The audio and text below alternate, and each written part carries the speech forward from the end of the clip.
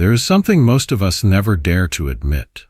The self that we believe we are, the one we protect, polish, and present to the world each day, was never really there in the first place.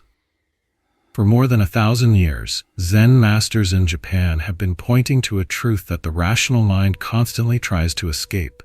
The ego we cling to is nothing more than an illusion.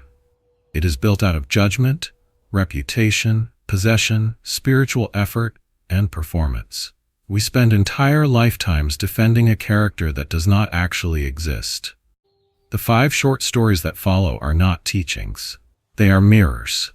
Each one reflects a different place where the ego hides, and a different moment where a Zen master used ordinary human situations to wake someone up. Sometimes the awakening came through compassion, sometimes through humor, sometimes through silence. There is no philosophy here, no technique, no instruction. There is only reality, spoken from a place of presence. If you are willing to face yourself honestly, you may notice that the person you have been protecting your whole life is not who you truly are. Before we begin, tell me in the comments, what time of day are you watching this, and where are you sitting right now? Let's make this a shared moment of presence, even across distance. Story 1. Bankei and the Thief. The ego hiding in judgment. In the 17th century, in a small temple in Japan, there lived a Zen master named Bankei. He was known for his simple teaching. He often told his students that the unborn Buddha mind was already present in every person, and that there was nothing to attain, nothing to practice, nothing to add. People came from far away to hear him speak. Some traveled for weeks just to sit in his hall for a single morning. One afternoon, Bankei was giving a talk to a crowded room. Monks, farmers, merchants, and travelers had gathered on the wooden floor, listening quietly. The air was warm. Outside, the cicadas were singing their late summer song. Inside, the hall was filled with the kind of silence that only appears when people are genuinely paying attention. Then, near the back of the room, a man moved. He was thin, poorly dressed, and his eyes darted from side to side. While everyone was looking at Bankei, he slipped between 2 seated listeners and reached quietly into a bag that had been left beside an old woman. His hand found a small pouch. He pulled it out slowly, as if he had done this many times before. He had. But this time, the old woman turned at the wrong moment. She saw the movement. She let out a sharp cry, and the entire hall turned. The thief froze. Within seconds, several men had grabbed him and pushed him forward, toward Bankei. The old woman was shouting. The men were shouting. The thief was silent. He stared at the floor, waiting for the punishment he knew was coming. The men demanded that Bankei give permission for them to teach the thief a lesson. They said he deserved to be beaten, or at least dragged through the streets as a warning. The crowd began to murmur in agreement. Some people were already lifting their fists. The thief closed his eyes. He had been caught before. He knew how this usually ended. Bankei raised his hand. The room went quiet again. He looked at the thief for a long moment. The thief did not lift his head. Bankei then spoke, in a voice that was neither loud nor soft, but completely steady. "Release him," he said. "He is not a thief." The room froze. People looked at each other in confusion. The old woman cried out, but Bankei continued. He said, "This man is simply a poor practitioner who has not yet found a way to live honestly in the world. He has done wrong, yes, but he is not the wrong that he has done. He is a human being who has forgotten his own true nature. Beating him will not return what was taken. It will only add more violence to a heart that is already full of suffering." He then turned to the thief and said, "I am not asking you to be forgiven by these people. I am asking you to forgive yourself. You already know what you have done. You do not need their punishment to feel it. What you need is to sit down, here, in this hall, and listen. Perhaps for the first time in your life, you will hear something that does not come from fear." The thief looked up. His eyes were wet. He had expected to be struck, scolded, or thrown out. No one had ever spoken to him like this. He slowly lowered himself to the floor and sat as if his legs had given way. The old woman, after a long pause, sat down as well. Then the men, then the rest of the hall. No one said anything for a long time. The cicadas outside continued to sing as if nothing had changed. But inside the hall, something had. Bankei had not defended the thief. He had not excused the act. He had simply refused to see the man as the act. In that moment, the boundary between the good people and the bad person, between the respectable and the criminal, began to dissolve. If there was no thief in this room, then there was also no group of righteous judges. There was only a group of human beings, all of them capable of stealing, all of them capable of being stolen from, all of them afraid. This is where the ego hides most comfortably. It hides in judgment. The moment we divide the world into us and them, into good and bad, into the one who did wrong and the one who has the right to punish, the ego steps forward and says, "Here I am. I am the one who knows better. I am the one who deserves more. I am the one who is safe, and that one over there is dangerous." But Bankei's teaching was not moral. It was not about being nice. It was about seeing clearly. When we look at another human being and reduce them to their worst act, we are not seeing them at all. We are seeing our own fear. We are saying, as long as that person is the thief, I can be the good one. As long as someone else carries the shame, I can feel clean. The truth is, the line between the thief and the judge is thinner than we would like to admit. Under the right conditions, any of us could steal. Under different conditions, any of us could become cruel in the name of justice. The ego depends on this division. Without someone to look down on, the ego loses its footing. When Bankei told the crowd to release the man, he was not giving permission to steal. He was asking the room to look at what was happening inside their own hearts. He was showing them that the violence they were about to commit was no different from the theft. The thief stole an object. They were about to steal a man's dignity. The thief was hungry. They were hungry for righteousness. Both were forms of grasping. The ego loves judgment because judgment creates a stage. On that stage, the ego is always the hero, always the protector, always the one who knows the difference between right and wrong. But the stage is a prison. As long as we stand on it, we cannot sit on the floor of life as it actually is. The thief, in that hall, did not become a good person because Bankei defended him. He began to change because someone, for the first time, saw him as more than his act. And when we are seen in this way, when we are not collapsed into our worst moment, something in us relaxes. We can finally breathe. We can finally look at what we have done without running from it. This is the beginning of inner peace. Not the peace of being right, but the peace of being honest. Not the peace of standing above others, but the peace of standing on the same ground as everyone else. So the next time you feel the urge to judge, to label, to divide the world into good people and bad people, pause for a moment. Ask yourself, what is the ego protecting right now? And then remember Bankei, standing in a quiet hall, refusing to see a thief where there was only a frightened human being, asking an entire room to put down their fists and sit down. Not because it was easy, but because it was true.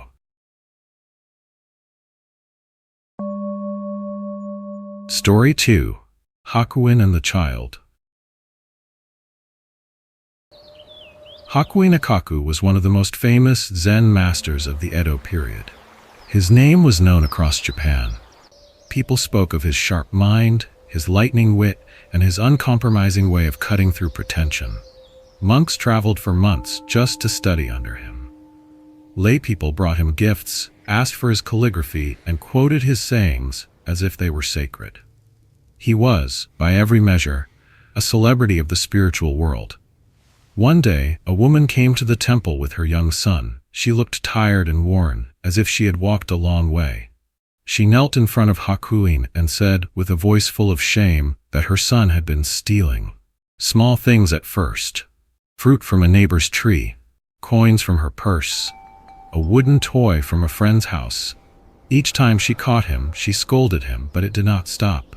She had tried everything. She begged Hakuin to teach the boy, to put the fear of the Buddha into him, to make him stop. Hakuin looked at the child. The boy was perhaps 8 or 9 years old. His eyes were bright, but there was something restless in him, as if he could not sit still in his own skin. Hakuin did not ask the mother to leave. He simply turned to the child and said, in a calm voice, "Tell me, have you been taking things that do not belong to you?" The boy looked down, but he did not deny it. He nodded. Hakuin leaned forward slightly. Then he said, with a tone that was almost admiring, "You are very talented. I have tried to steal many times in my life, and I always failed." The room went silent. The mother stared. The boy looked up, his eyes wide. He had expected to be scolded, threatened, or humiliated. Instead, a respected Zen master had just told him that he was talented. Hakuin continued. He said, "Taking something from another person is not easy. You have to be quick. You have to be clever. You have to know when no one is watching. It takes skill. I tried, but I was never good at it. I always got caught, or I lost my nerve at the last moment. You, it seems, have a real gift." The boy did not know what to say. His shoulders, which had been tight with fear, slowly relaxed. For a brief moment, he was not the bad child, the thief, the disappointment. He was someone with a talent, recognized by a teacher he had heard about his whole life. But Hakuin was not finished. After a pause, he spoke again, and this time his voice was quieter. He said, however, "There is something I learned, and I want to share it with you, because you are smart enough to understand." He said, "I once stole a persimmon from a neighbor's tree when I was young. I was proud of myself for not getting caught, but that night I could not sleep. Every time I closed my eyes, I saw the neighbor's face. I did not even know his name, but I imagined he was sad, or angry, or confused. The persimmon tasted sweet when I ate it, but in my stomach it felt like a stone. I realized that the moment I took something that was not mine, I lost something that was. I lost my own peace. I lost the ability to walk past that neighbor without hiding. I lost the feeling of being clean." He looked at the boy and said, "You are talented, and I am not saying that to make you feel good. I am saying it because the truth is, the person who can steal is the same person who can understand why they should not. The same intelligence, the same courage, the same awareness. All I am asking is that you turn that gift inward. Use it to protect what is yours, not to take what is someone else's. The moment you do that, you will be free, and no one will ever have to scold you again." The boy was still. His mother was crying, but quietly, not from shame this time, but from relief. She had brought her son to be punished. Instead, he had been met. Hakuin did not give a lecture on morality. He did not threaten punishment or promise reward. He met the boy where the boy actually lived, which was in the world of recognition. Children, like adults, want to be seen. They want to know that they matter, that they are good at something, that they are not invisible. When that need is not met, it curdles into behavior that looks destructive, but is actually a cry to be acknowledged. The ego, even in a child, is already forming. It is building itself out of the desire to be special, to be noticed, to be different from the others. Stealing, in this case, was not just about the object. It was about the thrill of getting away with something. It was about proving to himself and to the world that he was capable, that he was clever, that he was not nothing. Hakuin honored that part of the boy without flattering it. He acknowledged the skill, but he redirected it. He showed the boy that the same energy used to take could be used to create. The same awareness used to avoid being caught could be used to see the consequence of the act. The same courage used to steal in the dark could be used to stand in the light and own what you have done. This is what most spiritual teachings miss. They try to crush the ego, to shame it, to tell people that their desires are wrong, that their need for recognition is sinful. But the ego does not disappear when it is attacked. It only hides. and it hides well. It comes back later, sometimes stronger than before, sometimes wearing the mask of humility or holiness. Hakuin did not attack the boy's ego. He spoke to it. He said, "I see you. I see your strength. Now let me show you something stronger. Let me show you what it feels like to be respected for who you are, not for what you can take." The boy walked out of that room differently than he walked in. He was not fixed. He would still struggle. He would still test boundaries. But something had shifted. For the first time, an adult had looked at him and seen a person, not a problem. This is the teaching hidden in the story. Reputation, fame, the desire to be known, the need to be seen as special. These are not enemies. They are part of the human condition. The ego builds itself out of these desires. The spiritual path is not to kill them, but to see them clearly, to understand where they come from, and to use their energy in a way that does not harm. When we are seen, truly seen, for who we are beneath the behavior, something in us softens.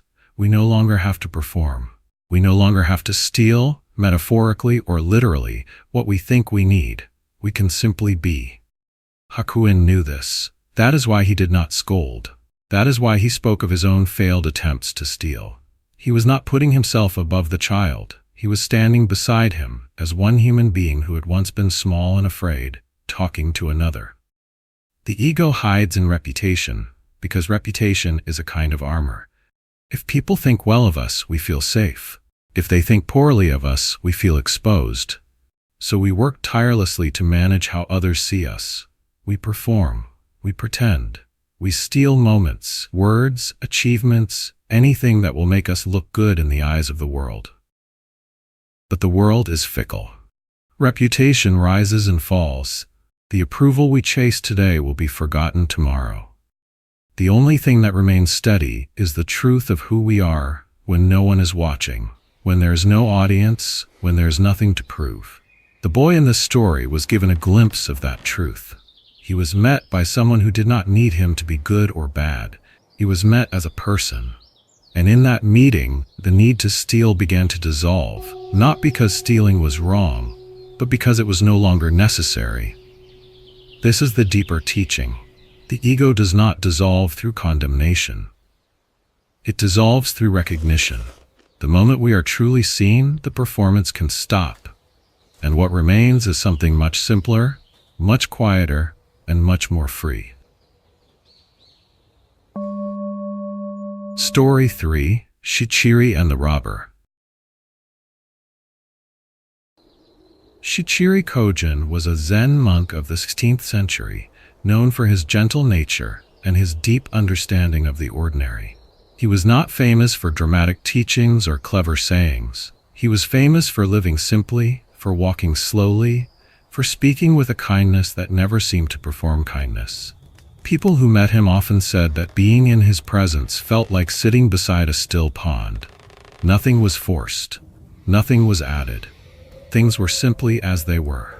One evening, Shichiri was traveling home from a nearby town where he had been giving a talk. The road was narrow and lined with cedar trees.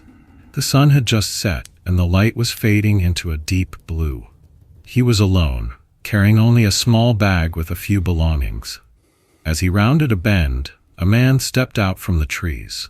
He was young, dressed in rough clothes, and holding a short blade. He told Shichiri to hand over everything he had. Shichiri did not run. He did not argue. He did not pretend to be brave. He simply opened his bag, took out a small pouch of coins, and placed it on the ground between them. Then he stepped back and waited. The robber grabbed the pouch quickly, expecting Shichiri to plead or to cry. Instead, Shichiri spoke, in a voice that was calm and almost friendly. He said, "Please, there is one coin in that pouch that is not mine. It belongs to the inn where I am staying tonight. I borrowed it to pay for my room. If you do not mind, I would like to keep that one coin so I can return it in the morning. The rest is yours, freely given." The robber stared at him. He had never been asked such a thing. People usually begged or cursed or went silent with fear. This man was negotiating.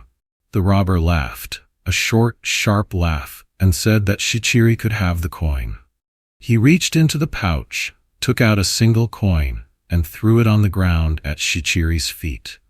Then he turned and disappeared back into the trees. Shichiri bent down, picked up the coin, wiped it carefully on his sleeve, and continued walking toward the inn. He arrived safely, returned the coin to the innkeeper the next morning, and never spoke of the incident for many years. When his students eventually heard the story, some were disturbed by it. They asked him how he could pick up a coin that had been thrown in anger, a coin touched by a robber's contempt. They said it was dirty, both physically and spiritually. They said he should have left it on the road. Shichiri listened quietly, then smiled. He said that coin was never his. He threw away something that belonged to him. I picked up something that belonged to me. There was nothing to be ashamed of. A coin is a coin. What makes it dirty is the story we attach to it, the judgment we place on it, the idea that it carries the energy of the person who last held it. But a coin has no memory. Only the mind has memory. Only the mind creates pollution. He went on to say, if I had left the coin on the ground, I would have been acting out of pride. I would have been saying, I am too pure to touch what a robber has touched. But that is a kind of attachment as well. The ego loves to separate itself. It loves to say, I am clean and that which I reject is unclean. But the coin did not change. The robber did not change. The only thing that would have changed is my own peace. This is where the ego hides most stubbornly. It hides in the idea of possession. We believe that things belong to us, that they are part of us, that their condition reflects who we are. A clean coin in a clean hand feels respectable. A coin touched by a robber feels contaminated, but the coin is the same, the hand is the same, the story is the only thing that is different. The ego builds its sense of self around what it owns. My house, my name, my body, my family, my reputation, my past, my future. Each of these becomes a brick in the wall of identity. As long as the bricks are in place, the ego feels solid. When one is taken away, the ego panics. It says, I have been violated. I have lost something. I am less than I was. But Shichiri's action reveals a different truth. Nothing was ever truly owned. The robber thought he was taking something from Shichiri. In reality, he was taking something that was already on its way out of the world. The coin would have been spent that night, or the next day, or the next month. Nothing lasts.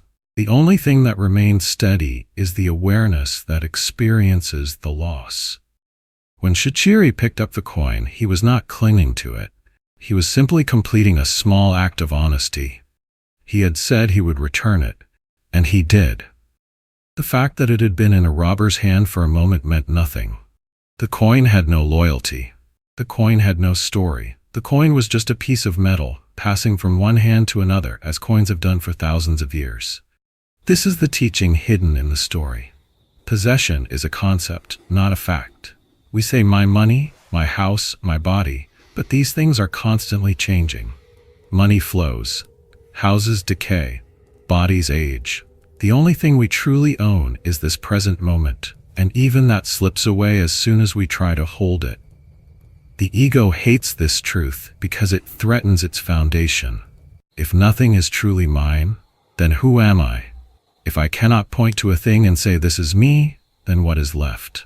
The ego would rather suffer the loss of something than face the loss of the idea that something can be permanently possessed. It would rather grieve than question the nature of grief. Shichiri did not grieve the loss of his money. He did not celebrate his survival. He simply continued walking. He did not make the robber into a villain or himself into a victim. He did not turn the event into a story about danger or virtue or luck. He simply let it be what it was, a moment in which one person asked for something and another person gave it. The students who were disturbed by the story were caught in the ego's web. They were trying to keep Shichiri pure because his purity reflected well on them as his students. They were trying to keep the robber impure because his impurity confirmed their sense of separation. But Shichiri did not play this game. He did not see the coin as a symbol. He saw it as a coin. He did not see the robber as an enemy. He saw him as a person in need. doing what people in need sometimes do. The deeper teaching here is not about non-attachment in the usual sense. It is not about letting go of things because they are unimportant. It is about seeing that things were never held in the first place. The hand opens, and the coin falls. The hand closes, and the coin is held for a moment. But the hand is not the coin, and the coin is not the hand. They are simply in contact briefly, as everything in life is briefly in contact with everything else. When we understand this, the fear of loss begins to dissolve.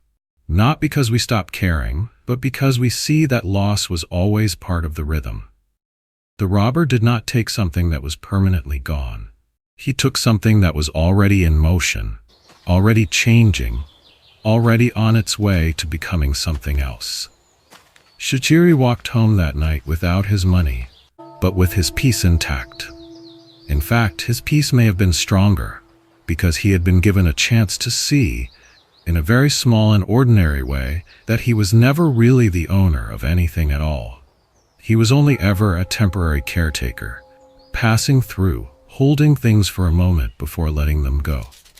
This is the freedom that Shichiri pointed to, not with words, but with a single act of picking up a coin from the ground and walking on as if nothing had happened, because in the deepest sense, nothing had. Only a story had ended, and a truer one had begun.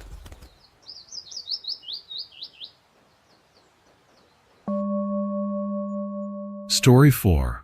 Dōgen and the Zendo at night. Eihei Dōgen was the founder of the Soto school of Zen in Japan. He is still considered one of the most profound thinkers in the entire history of Buddhism. He wrote extensively, taught rigorously, and spent decades establishing a way of practice that has endured for almost 900 years. But despite his brilliance, some of his most powerful teachings were not given in lectures or in writing. They were given in silence, in the middle of the night, to a single monk who did not realize he was being taught. It was late autumn, and the days had grown short. At the monastery, the evening bell had already rung hours ago, and most of the monks had returned to their small rooms to sleep. The wooden halls were dark. The only light came from a single lamp at the altar, its flame barely moving in the still air. Outside, the wind moved through the pine trees, and somewhere in the distance, a night bird called once and fell silent. Dōgen could not sleep. This was not unusual for him. He often rose in the night to walk the corridors of the monastery, to check that everything was in order, and to sit in the main hall for a period of meditation. On this particular night, as he passed through the Zendo, he noticed that one of the lamps near the back wall was still burning. In the dim light, he could see the shape of a monk sitting in full lotus position, his back perfectly straight, his hands resting in his lap. Dōgen recognized him. It was a young monk, relatively new to the monastery, known among the others for his seriousness. He arrived early to every sitting, stayed late, and rarely missed an opportunity to volunteer for extra chanting, extra cleaning, extra work. The other monks often spoke of him as a model practitioner. Some admired him. A few resented him, not because he was unkind, but because his discipline made their own effort feel small. Dōgen stood at the edge of the hall for a moment, watching. The monk was completely still. His eyes were open but unfocused, his breathing slow and even. He looked like a statue. There was no doubt that he was trying. He was trying with everything he had. Dōgen stepped into the hall. His sandals made a soft sound on the wooden floor, and the monk's eyes shifted toward him.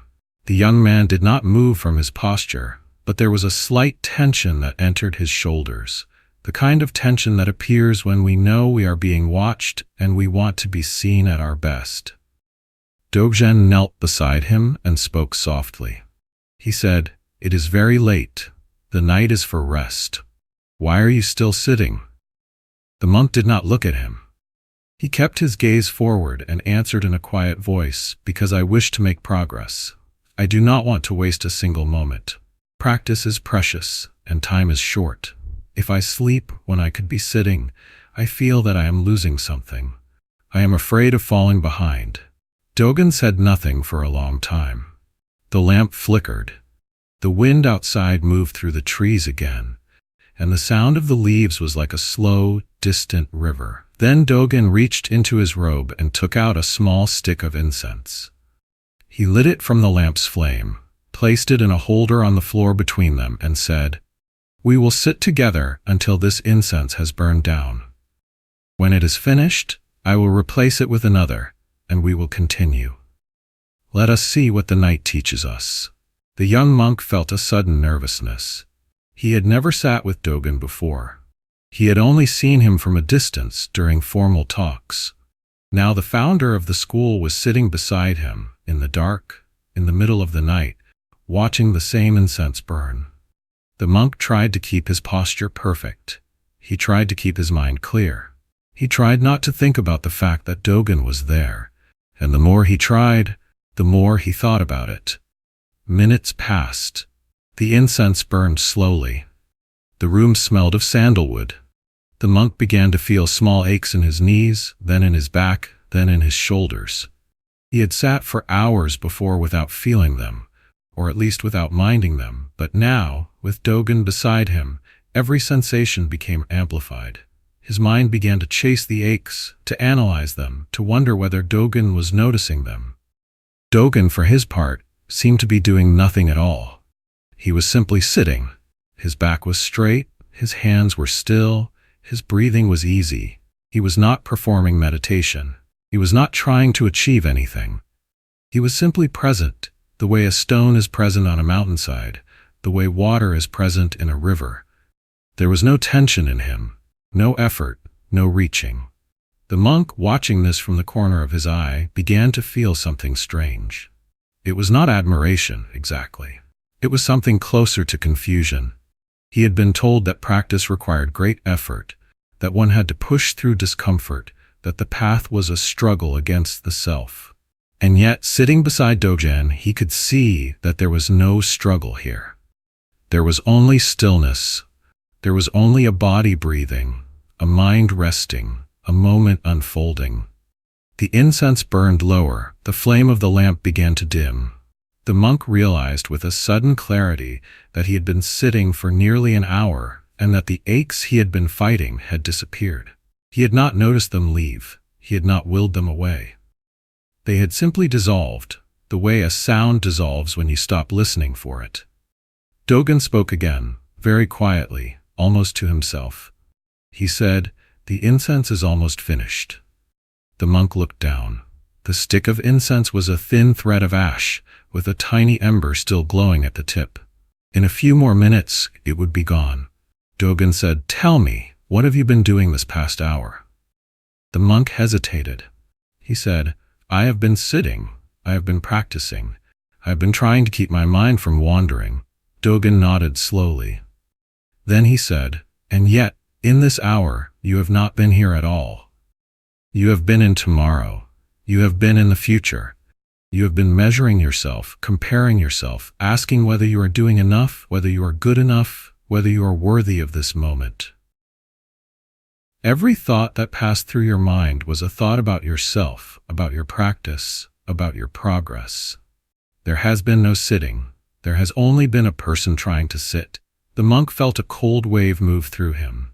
He wanted to defend himself, to explain, to say that he had been sincere, that he had been trying his best, but the words did not come. He knew in some deep place that Dōgen was right. Dōgen continued. He said, "Practice is not a task you perform. It is not a series of efforts you accumulate.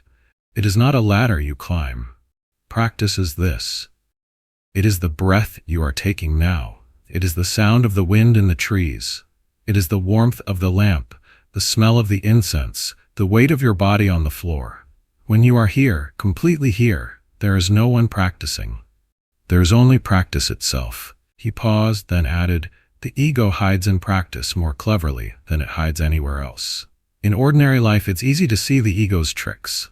We see it when we argue, when we compete, when we defend ourselves. But in the Zendo, the ego dresses itself in humility. It says, 'I am trying so hard. I am so devoted. I am making such effort.' and it uses that effort to build a new identity, the identity of a serious practitioner, a good monk, a worthy student. This identity feels noble, but it is still an identity. It is still a story the mind tells itself about who it is. The monk listened. The incense ember finally went out. A thin line of smoke rose, curled once in the air, and disappeared. Dōgen said, "The incense has finished. But you do not need another one. What you need is to stop trying to sit well and simply sit. What you need is to stop trying to be a good practitioner and simply be present. The night is not asking anything of you. The hall is not keeping score. The only one measuring is you, and that measurement is the very thing that keeps you from being here." The monk closed his eyes. He did not try to clear his mind. He did not try to sit straighter. He did not try to be anything at all. He simply breathed, and for the first time in as long as he could remember, he was not reaching for anything.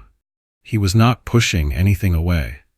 He was simply alive, in a quiet room, in the middle of the night, with a teacher who had shown him, without ever raising his voice, that the greatest obstacle on the spiritual path is the self that believes it is walking it.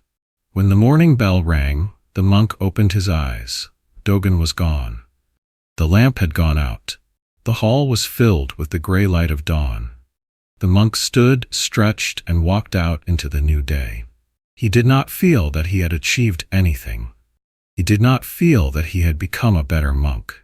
He simply felt lighter, as if a weight he had been carrying for years had been set down, quietly, in the dark, without anyone watching. Story 5. Ikkyū and the Skull. Ikkyū Sojin was a Zen master of the Muromachi period, and he was, by every conventional standard, an embarrassment to the religious establishment. He drank sake in public. He laughed too loudly. He wandered through brothels and tea houses, wrote obscene poetry, and refused to wear the proper robes of a monk. He lived in a broken-down hut at the edge of a temple, and when people offered him fine things, he gave them away. The senior monks considered him a scandal. Some said he had gone mad. Others said he was possessed. A few recognized that he was the most awake person they had ever met, but they kept that thought to themselves. Ikkyū did not care what people thought. That was part of the problem, at least for those who wanted Zen masters to behave a certain way. He saw through every form of pretension, and he had a particular talent for exposing the performances that religious people put on, even and especially when they believed they were being humble. One evening, a group of senior disciples came to visit him. They were troubled. Word had spread that Ikkyū had been seen drinking in a wine shop the night before, telling jokes to the serving girls, and generally behaving in a way that did not match the image of a Zen master. The disciples came with the best of intentions. They wanted to help him. They wanted to protect the reputation of the teaching. Most of all, they wanted him to act like the person they believed a Zen master should be. They found Ikkyū sitting on the floor of his hut, a small fire burning in the corner. He was holding a skull in his hands, turning it slowly, examining it the way a craftsman might examine a piece of wood. When the disciples entered, he did not stand. He did not greet them formally. He simply looked up and smiled, as if they were old friends dropping by for no particular reason. One of the senior disciples, a man named Torin, knelt and spoke carefully. He said, "Master, we have heard disturbing reports. People are saying that you have been seen in places that are not appropriate for a person of your standing. They are questioning whether you are fit to teach. We are concerned, not for ourselves, but for the Dharma, and for the students who look to you as an example." Ikkyū said nothing. He turned the skull over in his hands, then held it up so the firelight shone through the eye sockets. After a long silence, he said, "Do you know what this is?" Torin said it was a skull. Ikkyū nodded. He said, "I found it in the field behind the temple. It must have been there for years. At one time, it belonged to someone who was very important, or so that person believed. Perhaps a monk, perhaps a teacher, perhaps even a Zen master. This person wore fine robes, spoke with authority, performed ceremonies, and was admired by many. And now look, the robes are gone, the authority is gone, the admirers are gone. All that remains is this, a piece of bone that no one recognizes, lying in the grass. He set the skull down gently on the floor between them, then reached for a small jar of sake that sat near the fire. He poured some into the top of the skull, lifted it carefully, and drank from it. Then he offered it to Torin, who hesitated but accepted it because refusing felt rude, and also because something in the moment made refusal feel impossible. Ikkyū said, "I drink from this skull because it is honest. It does not pretend, it does not perform, it does not try to look like anything other than what it is. The moment I die, I will become this. You will become this." The most respected abbot in the most prestigious monastery in Kyoto will become this. The only difference between us is the number of breaths remaining, and that number is not under our control. He looked at Torin, then at the others, and his eyes were sharp, but not unkind. He said, "You come here tonight because you are worried about my reputation. But I want to ask you a question. Whose reputation are you worried about? Mine or yours? Are you concerned that my behavior reflects poorly on me, or that it reflects poorly on you, because you are my students, and if I fall, you feel you will fall with me?" The disciples were silent. Torin opened his mouth to speak, but nothing came out. He realized, with a shock that went all the way to his chest, that Ikkyū was right. He had not come out of concern for the Dharma. He had come out of concern for himself. He had built his identity around being a serious student of a respected master, and Ikkyū's behavior was threatening that identity. If the master was a fool, what did that make the student? Ikkyū continued. He said, "The ego hides in performance more deeply than it hides anywhere else. In ordinary life, we know when we are pretending. We know when we are putting on a show for our friends or our family or our coworkers. But in spiritual life, we believe that the performance is real. We believe that the robes, the rituals, the posture, the words, the silence, the grave nodding, the careful manners are the truth. We believe that if we perform spirituality correctly, we are spiritual. And so we spend our lives refining the performance, polishing it, protecting it, and calling it practice."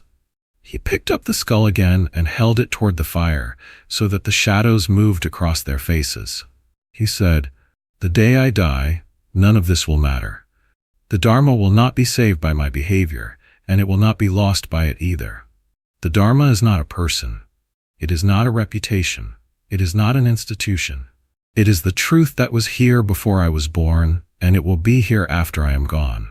All I can do, and all you can do, is wake up, moment by moment, to what is actually happening, instead of what we wish were happening."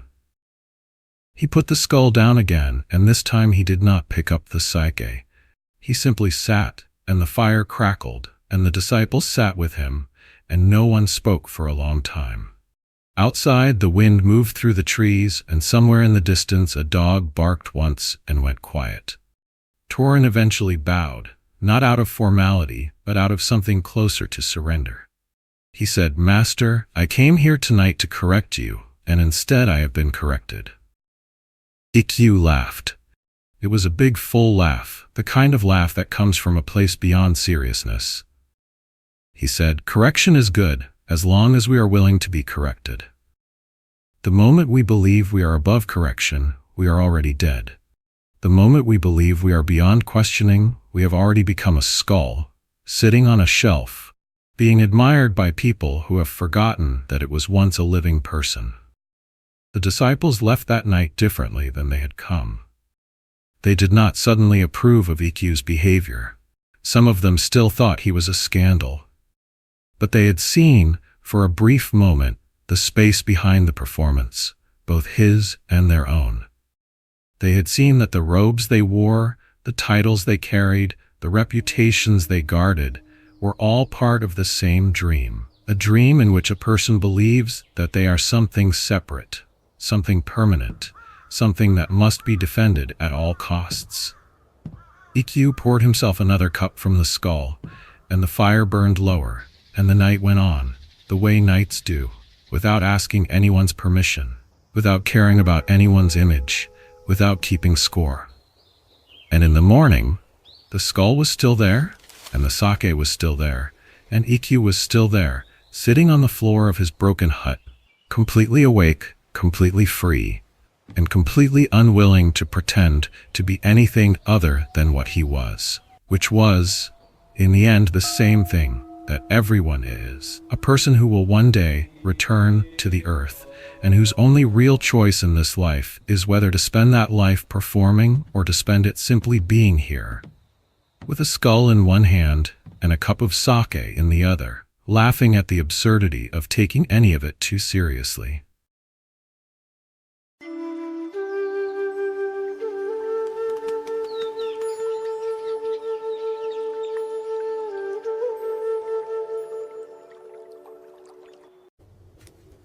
We have walked through 5 mirrors. Each one has shown us a different place where the ego hides, a different costume it wears, a different story it tells in order to feel real. In Bankei's hall, we saw the ego hiding in judgment, the quiet pleasure of deciding who is good and who is bad. In Hakuin's room, we saw it hiding in the hunger to be recognized, to be seen as talented, to matter in the eyes of someone we admire. In Shichiri's road, we saw it hiding in possession, in the belief that things belong to us, and that their condition reflects who we are. In Dōgen's Zendo, we saw it hiding in practice itself, in the effort to become worthy, the constant measuring of a self that was never really there. And in Ikkyū's hut, we saw it hiding in performance, in the image we project, the role we play, the version of ourselves we believe the world requires. None of these places is the final answer. The ego is clever, and it will move on to another costume the moment we see through the one it is wearing. But that is not failure. That is practice. Seeing clearly, even for a moment, is enough. The light gets in, and it does not need permission to stay. So here are 5 questions, one for each story. Do not answer them quickly. Let them sit with you the way the incense sat with the monk in the night. When did you last judge someone, and what did that judgment protect in you? Whose recognition are you still chasing, and what would you be without that chase? What are you gripping right now that was never really yours? Where in your life are you trying so hard to improve that you have forgotten to simply be present? And finally, if every role you play were stripped away tomorrow, who or what would remain? Take these questions with you. You do not need to solve them. You only need to notice them. And perhaps in the noticing, something in you will soften, and the peace you have been looking for will turn out to be the peace that was here all along, waiting, patient, and already home. Which story spoke to you the most, and what did it quietly teach you? Share it in the comments. Your reflection might be exactly what someone else needs to read today.